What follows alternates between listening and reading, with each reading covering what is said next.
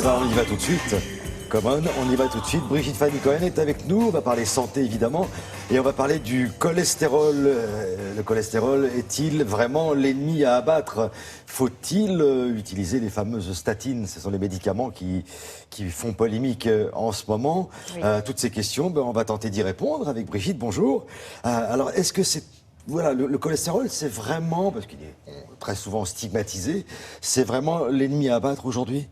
Alors effectivement, dans un livre qui vient de paraître, un spécialiste des lipides, autrement dit des graisses et donc du cholestérol, fait le point sur cette question. Alors le cholestérol, c'est une molécule vitale dont le corps a besoin pour fonctionner, une molécule que le corps fabrique d'ailleurs, et nous, on en mange aussi, donc on en apporte par l'alimentation du cholestérol, et cette molécule sert dans la paroi des artères, elle sert à cimenter en quelque sorte les cellules et à leur donner une certaine force et une certaine souplesse. Alors évidemment, le problème, c'est l'excès de cholestérol. Il ne faut pas en avoir trop au mauvais endroit parce que ça peut être un facteur de risque d'infarctus ou d'accident vasculaire cérébral. Mais le cholestérol, l'excès de cholestérol, c'est un facteur de risque. Et il y en a d'autres, des facteurs de risque de maladies cardiovasculaires.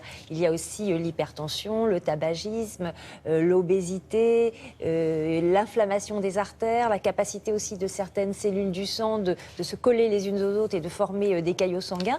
Mais historiquement, le cholestérol, c'était facile à doser. On a réussi à le doser facilement. Et ce n'est pas très cher aussi à doser par une analyse de sang. Donc c'est vrai qu'on en a fait un peu à cause de ces raisons historiques un coupable idéal, en minimisant peut-être les autres facteurs de risque. Donc l'industrie pharmaceutique a inventé des médicaments pour lutter contre l'excès de cholestérol.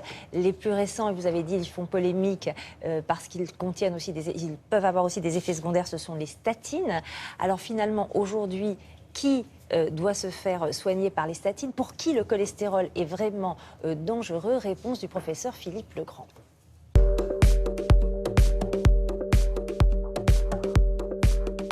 Les personnes les plus à risque par rapport au cholestérol sont les personnes atteintes d'hypercholestérolémie familiale. C'est une maladie génétique qui les empêche d'éliminer tout excès de cholestérol. Donc pour cela, clairement, il faut éviter les excès.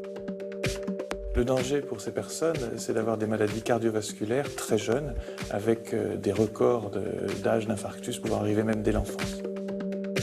Pour ces personnes atteintes de cette maladie génétique, les statines sont vitales. Elles ont été découvertes et mises au point pour elles. Mais en plus, il est nécessaire que ces personnes-là ne consomment pas trop de cholestérol, puisque ne sachant pas l'éliminer, ce n'est pas la peine qu'elles en aient en excès par l'alimentation. Pour toutes les autres personnes, le cholestérol reste un facteur de risque, mais parmi d'autres. En particulier pour les personnes de plus de 75 ans, le lien entre la cholestérolémie et le risque cardiovasculaire devient très faible.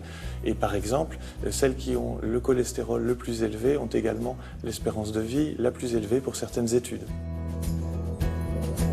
C'est bien dans le groupe des plus de 75 ans que la remise en cause des statines paraît la plus justifiée, car les bénéfices ne semblent pas au rendez-vous suivant les études modernes, et les effets secondaires, tels que les douleurs musculaires, sont quand même très présents. Donc là, il y a sans doute une belle remise en cause à faire.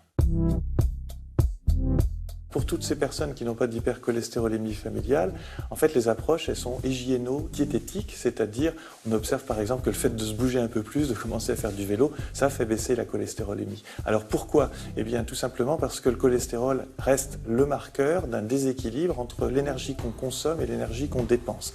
Et comme il circule partout et qu'il est en plus poisseux et collant, il colle dans les artères et il participe à la plaque. Concernant l'approche diététique, avant de privilégier ou d'éviter certains aliments, il faut bien considérer que c'est l'excès de calories qui fait monter la cholestérolémie. Et cet excès de calories, il provient des graisses et il provient des sucres. Alors les graisses, tout le monde connaît, mais les sucres, en excès, s'ils ne sont pas brûlés par un effort physique, se transformeront en graisse et en particulier en cholestérol. Donc il faut ajuster son apport calorique à ses dépenses. Et pour beaucoup qui ne se dépensent pas assez, ça correspond à devoir manger moins.